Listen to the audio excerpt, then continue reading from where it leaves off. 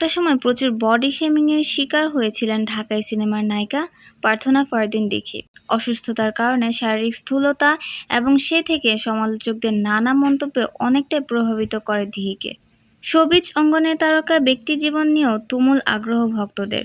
বাংলাদেশের চলচ্চিত্র অভিনেত্রী ও মডেল দিঘিকে নিয়েও আগ্রহের শেষ নেই ভক্তদের। সজীব অঙ্গনে কাজ করতে গিয়ে তিক্ত অভিজ্ঞতার ভাগ নিতে হয়েছে দিঘিকে। সম্প্রতি এক সাক্ষাৎকারে সেই খারাপ সময়ের অভিজ্ঞতা ভাগ নিয়ে কথা বলেন তিনি।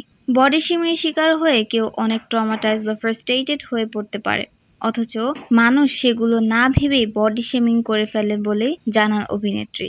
দিঘির কথায়, যে মানুষটা বডি শেমিং আরেকটা মানুষকে করছে, আদৌ সে মানুষ বডি শেমিং নিয়ে কতটা সিরিয়াস, কিংবা সে কিভাবে তা গ্রহণ করছে, তার গ্রহণযোগ্যতা কতটুকু, তা না চিন্তা করে তো বলে ফেলি। আসলে হতে পারে সে অনেকটা ট্রমাটাইজ এটা নিয়ে, সে অনেক ফ্রাস্ট্রেটেড বডি শেমিং নিয়ে। বডি শেমিং নিয়ে একটা সময় হতাশায় পড়েছিলেন জানিয়ে দিঘি বলেন, একটা সময় ফ্রাস্ট্রেটেড হয়ে গিয়েছিলাম, কারণ এত শুনতাম, এতে একের পর এক চ্যালেঞ্জ হয়ে পড়েছিল আমার জন্য। একটা সময় অসুস্থ হয়ে পড়ি, তখন ডায়েট হচ্ছে না, জিমও হচ্ছে না, আবার মোটাও হয়ে গেলাম।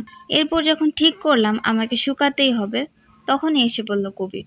দিঘি আরও বলেন, সুস্থ হতে আমাকে অসম্ভব হাই পাওয়ারের ওষুধ দেওয়া হয়েছিল, যেটাতে স্টেরয়েড থাকে।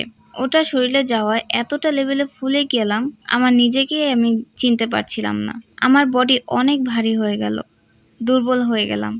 আমি যে একটু না খেয়ে থাকবো তাও সম্ভব হচ্ছিল না এই ওষুধের কারণে। তখন আমি খুবই হতাশ হয়ে পড়েছিলাম।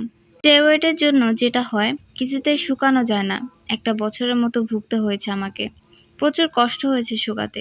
তখনই মনে হয়েছে দ্বারা আর হবে না, আমি আর পারবো না।